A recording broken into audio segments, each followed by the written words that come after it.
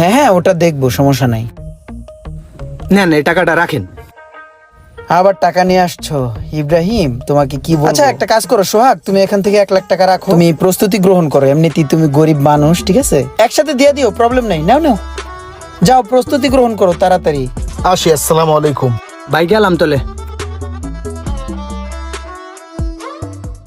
যাক, তাহলে আমার 20-30 লাখ টাকার একটা বোঝাপড়া হয়ে গেছে। এবার তাইলে আমার আসল কাজের পালা। না, লোকটা তো ভালোই, আমার কাছে তো মনে হয় না ওরকম কিছু করব। আমারে তো অগ্রিম 1 লাখ টাকা দিছে, পরে হেডের লগে 2 লাখ মিলাই আমি মোট 3 লাখ দিছি। আমারে কইছে 1 মাসের মধ্যে সব হয়ে যাব। আমার কাছে তো তেমন টাকা পয়সা নাই, কিন্তু ভাই আমাদের বলছিল কানাডা নিয়ে যাইবো, এর লেগে হ্যাঁ আমি 2 লক্ষ টাকা দিছিলাম, এখন খুঁজে পাইতেছি না। এই ভাই, আপনি না সেদিন ওই লোকের লগে ছিলেন, ওই লোক কই আর আমার টাকা কই? আরে ভাই হেলুকে আপনিও খুঁজতেছেন?